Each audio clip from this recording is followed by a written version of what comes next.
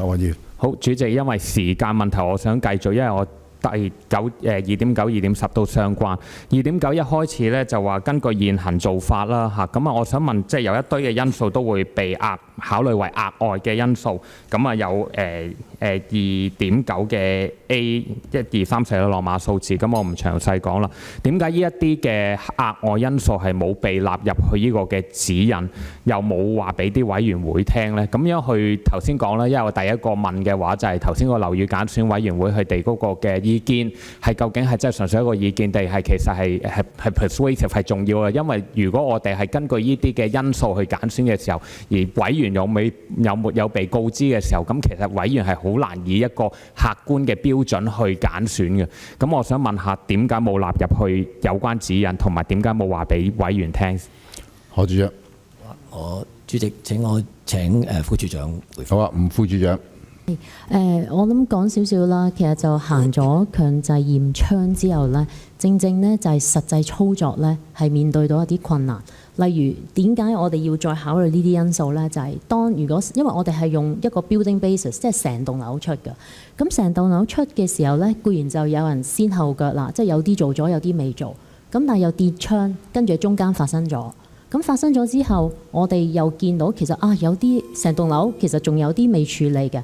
咁對做咗嘅唔公平啦！如果我又翻轉頭成棟樓又再出一次，咁呢個係其中我哋有考慮啦。同埋亦都跌窗呢，其實除咗係真係佢老化跌窗呢，現實我哋都發現有啲個案跌窗呢，其實可能係真係人為嘅，係因為即係用家其實佢可能攞嚟晾衫啊，佢或者好大力推定點，咁所以我哋就有考慮2.9入邊嗰啲因素呢，而去決定係咪應該將嗰啲樓宇剔除嘅。咁但係我哋喺選取委員會嘅時候呢，我哋報告匯報嘅時候呢，我哋有話俾佢聽，我哋有樓剔除咗嘅。咁但係可能都真係因為其實一路年開會嘅時候呢，喺嗰個會議記錄呢就冇詳細交代。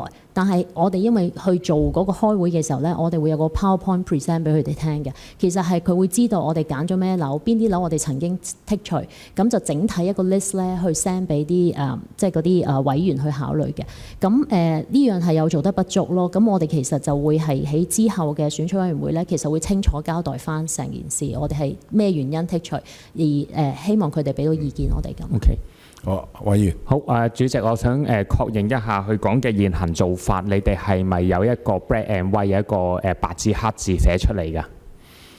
吳副處長。定係按照你哋嘅個人，即係每一個我當咁啊，譬如副處長你聽日調咗去第二個位，有另外一個人坐落嚟，佢個決定可能係完全唔同嘅，咁咪冇一個一致性咯，政策嘅一致性。吳副處長。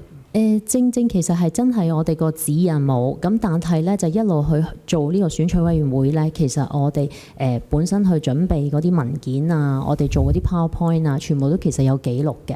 咁嗰啲記錄咧，其實就一路流傳帶落嚟。咁呢樣就真係審計署睇到我哋不足之處啦。咁我哋都嚟緊就係我哋已經指引到咧，其實已經加翻晒我哋曾經考慮嘅因素落去㗎啦。黃議員。你哋係會加落去㗎嘛？係咪而家？OK， 好啦，咁頭先副處長都有講過啦，就係話佢開會嘅時候，佢個 PowerPoint 都會告知啲額外因素，以供委員嘅委員會嘅委員去考慮。咁呢一個其實某程度上，你哋個 PowerPoint 都係一個文件啦，當然可能冇喺 Minutes 度出現。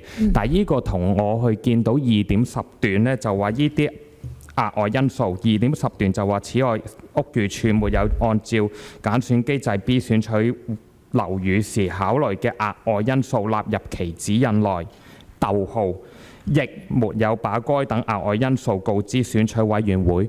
同頭先副處長講嘅一個開會嘅時候，會有將呢啲嘅額外因素告知委員，很像是有一個出入。呢個我唔知我係理解上嘅問題，定係你哋同審計署溝通呢個審計報告時係有一個出入呢？因為呢度係講逗號，亦沒有。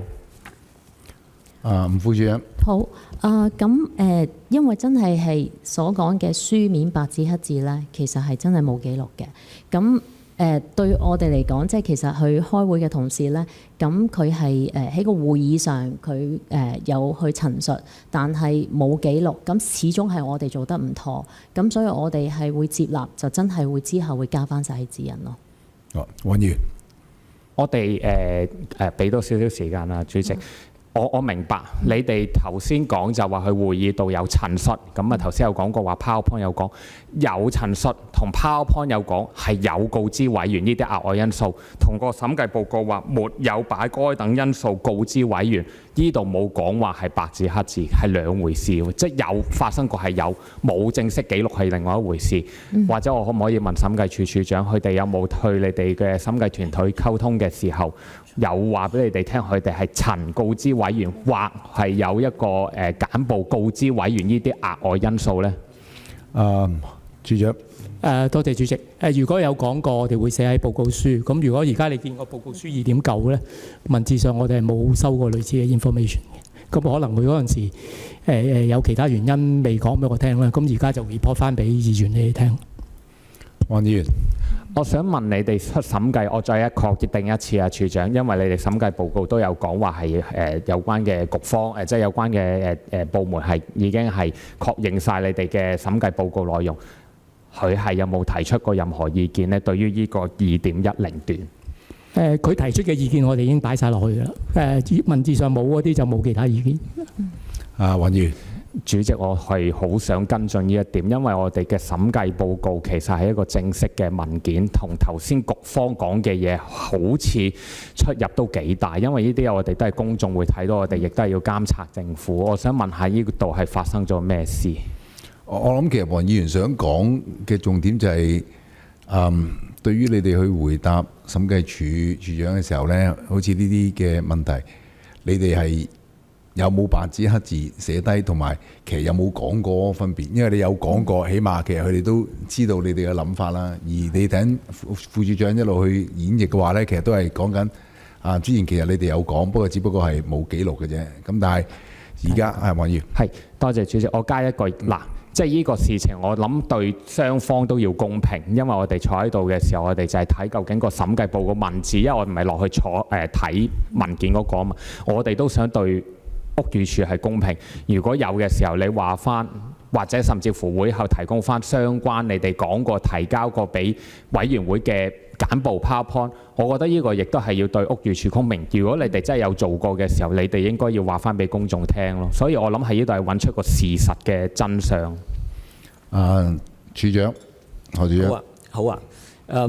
我手頭嘅資料咧顯示，其實我哋個做法咧，可能係通知咗委員會，當時係陳述咧就係有啲樓係被剔除，但係咧並冇解釋其原因嘅。咁呢個做法係欠妥嘅，係唔合理嘅，唔好嘅，唔應該嘅嚇。咁所以咧就我哋翻去檢視翻個記錄，跟住我哋向委員解陳述翻。所以我有少少唔係好明。咁其實即係你喺個委員會度，其實你哋有解釋原因定？因為我聽阿吳副處長佢講嘅時候，佢好似講話佢哋有解釋，不過冇俾人威或者冇記錄咁嘅意思啫喎。其實即係有解釋定冇解釋啊？你可唔可以釐清清楚啊？好啊，我請副處長。係其實咧，我哋係會同佢講話，我哋有啲樓宇被剔除嘅，咁其中就會有啲可能之前有揀選過啦，咁其實係會有咁樣講。但係就住譬如跌窗，有冇好似2.9嗰度入邊講話啊？其實我直情要睇埋每一個跌窗個案，佢原來嗰個跌窗咧係因為咧佢係因為有工人姐姐好大力推。咁呢樣我哋就真係喺個會冇交代嘅。我哋有交代呢，就係一定會有講話，我哋有啲樓其實係會被剔除，因為佢被揀選過，又或者佢因為佢自願自己做咗，我哋有呢啲記錄，因而去剔除咗佢咁樣咯。主席係唔好意思，我知時間過咗，我跟進埋呢一度，我就交俾下一位先，因為我仲有一半未問。頭先講嘅我哋係成件事啊 ，OK， 所有事情發生都一定有原因。我哋相信個機制能夠行之有效，幫我哋揾到呢啲高風險，就我哋靠呢個嘅揀選委員會去俾一啲意見啦，亦都去通過你哋揀嘅或者揀咗嘅一啲樓宇 ，OK， 我想係 root cause 嗰度去解決個問題先。因為如果我呢個嘅機制如果出現問題，我後面嗰啲全部都冧晒㗎啦 ，OK， 好啦。咁如果呢個機制我冇話俾呢啲嘅揀選委員會委員聽我呢啲嘅額外因素嘅時候，其實佢冇足夠嘅知識啦，冇足夠嘅知道嘅事情啦，去確定你哋揀嘅嘢係啱唔啱噶嘛？呢個就我想講嘅就係額外因素，你哋有冇話俾佢聽？咁當然頭先副處長就話我哋有講 PowerPoint 有講，咁處長我唔知處長係就話即係會話俾佢哋剔除，有剔除咗一個事實，有冇咩原因俾佢去作出一個正確嘅選擇係另外一回事。即係你唔係擺咗喺度話係我剔除咗，咁啲委員就要照食噶嘛。咁佢都要知道咩原因。你哋有沒有無論口頭 PowerPoint 白字黑字，將呢啲2.9段所講嘅額外因素曾告知有關委員？我係要有關委員知道呢啲因素先可以確定到你啱唔啱，因為呢個有個好大嘅問題。如果我咁諗啊，即係當然我唔係話屋宇署啊。如果屋宇署個權力係可以隨便將一啲樓宇剔除嘅時候，其實係好高風險嘅喎。我下面個同事去剔除咗，按照佢個人嘅意願啦，按照佢嘅經驗啦，佢可能係真係剔除咗一啲高風險，又或者有機會出現問題嘅，即係各方面嘅問題啦嚇。我哋亦都要保障翻局長啦，你都係靠呢個咁嘅機制去令到你嘅即係下面嘅同事去運作到噶嘛。如果呢個機制當佢 collapse 咗，即係倒下咗嘅時候，所有嘢上面嘅嘢一層一層冧嘅喎。有冇將呢啲嘅因素曾告知委員？無論係口頭、書面、PowerPoint 任何形式。何處長。我哋翻去 check 翻晒啲記錄，我哋再向委員彙報。OK， 好，得，好，咁時間到啦，咁不如留翻下一輪再問好嘛？咁我而家嘅時間交俾